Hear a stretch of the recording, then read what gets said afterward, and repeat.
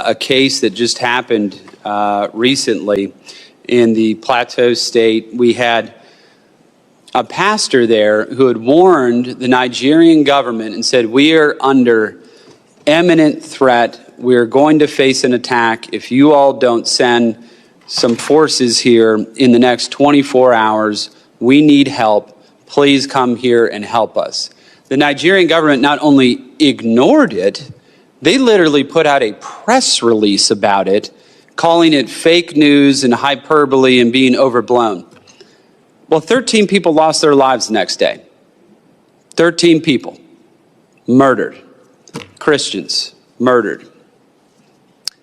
I don't know how much an early warning system is going to work if people aren't listening to warnings that are literally over the phone. I'm not sure. So I'd say to the Nigerian government, you're going to have to, and we keep using the term, prioritize this because it's certainly a priority for President Trump. And I think many of us on this panel here today on this dais. But I just wanted to highlight that because that is the type of behavior that has to change, because, and to your point of people not trusting the government, how can you trust a government that doesn't even show up when you ask them to? How are you supposed to trust your life with something like that? You can't. Obviously, you can't. And I think that's why it's incumbent upon the Nigerian government to work with us in coordination and cooperation to address these issues. Obviously, there's going to be some type of bifurcated approach to this. The Fulani Islamic militant issue in the middle belt of the country is distinctly different from what you face with Boko Haram and ISIS in the northeast of the country, and that's probably more of a question of kinetic military options rather than some of the other things that maybe State Department could do more in the middle belt, backed up by some of those same type of at least military deterrence options in that part of the country. But I think it does need to be a kind of whole of government approach to this, but we have to have the Nigerian government as a willing partner in all of this, because the president is, as Chairman Smith just said, extremely serious about this. I'm extremely serious about this. I stay up at night. It's hard to sleep sometimes thinking about this, and I pray. But particularly, the United States is concerned and outraged by the ongoing slaughter of thousands of Christians in Nigeria by various ethnic militias in the Middle Belt, as well as terrorists like Boko Haram and ISIS West Africa in the north. It is tragic and it is unacceptable. Churches are burning, villages are being razed, thousands are killed, clergy murdered simply for wearing a cross, for being a Christian, for daring to say they worship Jesus as Christ. Just yesterday, 25 little girls were kidnapped from their school, and one school official murdered trying to protect them, from MAGA Comprehensive Girls Secondary School in Kebbi State. Colleagues, this is happening. It's undeniable, and it's unacceptable. The United States condemns these attacks in the strongest terms, and it demands accountability. And as President Trump has made clear, we will not stand by while such atrocities are happening in Nigeria. The government of Nigeria must take immediate steps and do more to increase security, respond to early warnings, end impunity, and address the drivers of violence. Nigeria is ground zero, the focal point of the most brutal and murderous anti-Christian persecution in the world today. Moderate Muslims who speak out against the radical Islamists or refuse to conform with the serial killers are murdered as well. I applaud President Trump's recent decisive action to redesignate Nigeria as a country of particular concern for engaging in and tolerating severe violations of religious freedom. One of our witnesses today, Bishop Wilfred Anagbe from the Diocese of McCurdy, testified before our subcommittee last March. He said, in part, Militant Fulani herdsmen are terrorists. They steal and vandalize, they kill and boast about it, they kidnap and rape, and they enjoy total impunity from elected officials. None of them have been arrested and brought to justice, close quote. Today, by Zoom, Bishop Anabe will say, in part, on the 13th of March, 2025, when I last appeared before this committee, I warned that the situation was dire and demanded urgent attention. Tragically, the past half year has proven those warnings understated. The continued attacks on vulnerable Christians, villages by the Fulani ethnic militia, and their counterparts, both in the middle belt of Nigeria and elsewhere in the country. In my own diocese of Makurdi, you are all familiar with the massacres of Saturday, the 13th of June in Yalawada, where 278 persons, men, women, and children were killed in a manner too gory to describe here by people shouting Allah Akbar while slaughtering their victims. It took the prayer of the Holy Father, Pope Leo, on Sunday, the 14th of June, for the government of Nigeria to even acknowledge this evil. Even so, the federal government still seeks to downplay the numbers and has yet to properly care for the survivors, even as I speak, as he will be speaking momentarily by way of Zoom. Abductions of the clergy and laity remain rampant.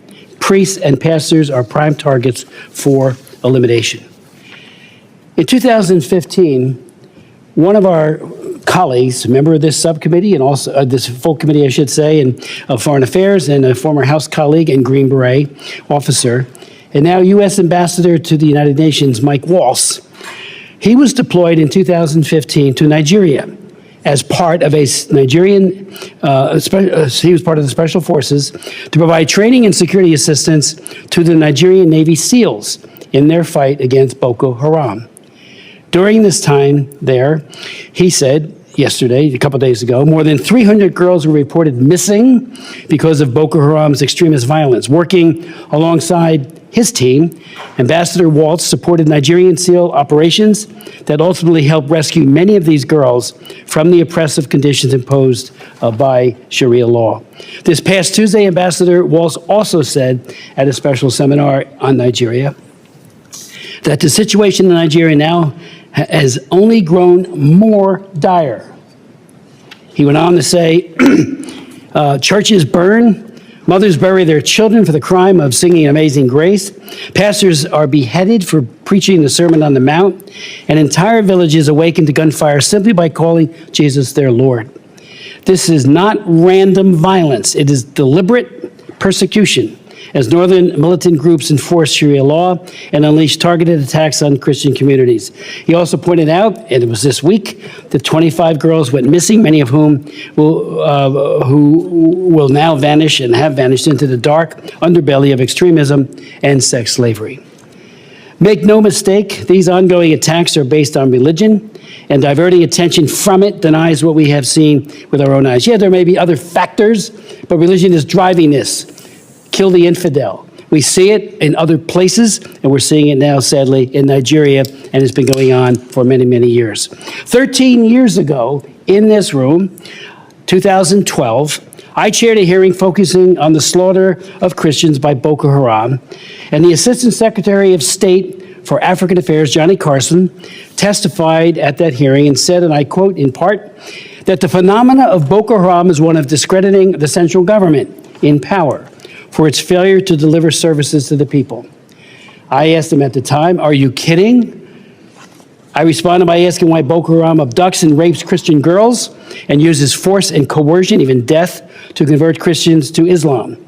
On a trip to an IDP camp in Jos, I met many survivors. One man who we had testify here, named Adama, who they took him out of his house. His wife was screaming, please don't hurt my husband. They put a AK-47 to his cheek and said, you renounce your faith or we'll kill you. He said, well, I'm ready to meet my Lord. They asked him again. He repeated that, and they shot him. They blew his face very, very horribly. He survived. And when I met him, I invited him to come and testify. He did. And he said, you've got to realize who Boko Haram is and stop this idea, this is my words, but his sentiment of denial, of saying, it's nothing to see here. So I asked Johnny Carson further, why won't they designate Boko Haram, at least, if not a CPC country, as a foreign terrorist organization? And he said they don't believe it. They're not a foreign terrorist organization. I worked on that for 3 years, additional hearings. On the day I was marking up my bill, and it was called the Boko Haram Terrorist Designation Act of 2013, to put Congress on record demanding an FTO designation. That day, the administration declared Boko Haram a foreign terrorist organization. I was very happy with it, but we could have done that 3 years earlier, maybe had found out what their sources of weapons and funding and everything else might have been, thereby, again, mitigating some of the harm.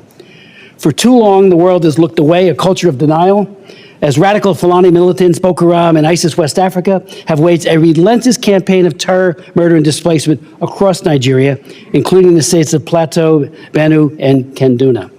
According to Open Doors, and I just want to say something about Open Doors. I've worked with Open Doors for 40 years.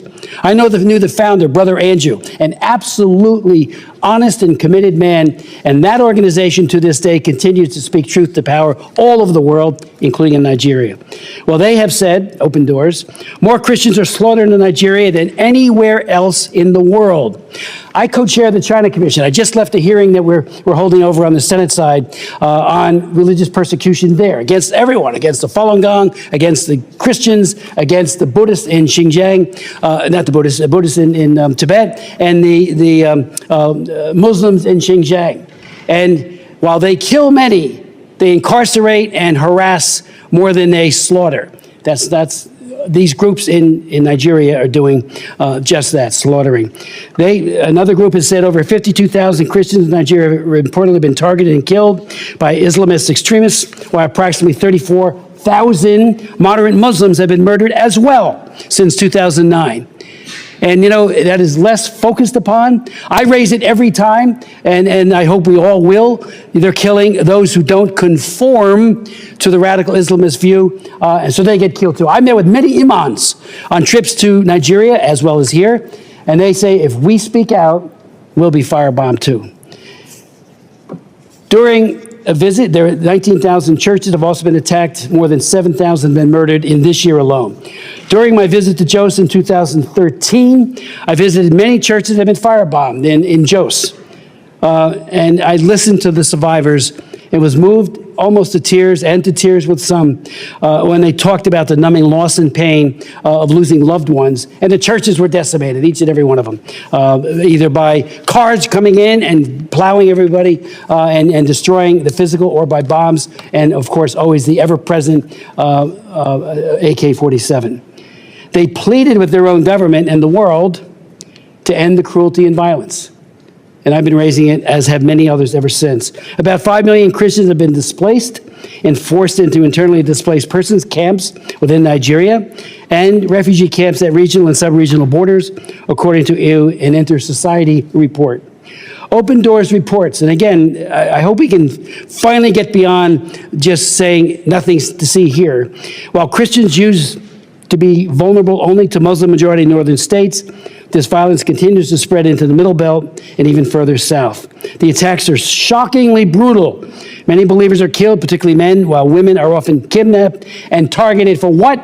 Sexual violence, rape, and other abuse. More believers are killed for their faith in Nigeria than anywhere else in the world. These militants also destroy homes, churches, and livelihoods. And many people don't go to school anymore. One estimate is 10,000 schools have been closed due to this violence. The Nigerian government has a fundamental constitutional obligation to protect its own citizens. Yet the brutal reality is that the perpetrators of these crimes operate with impunity. The lack of accountability sends a chilling message that the lives of Christian farmers and their families are expendable. This failure has rightfully been called out by the President of the United States, President Trump, and Secretary of State Rubio.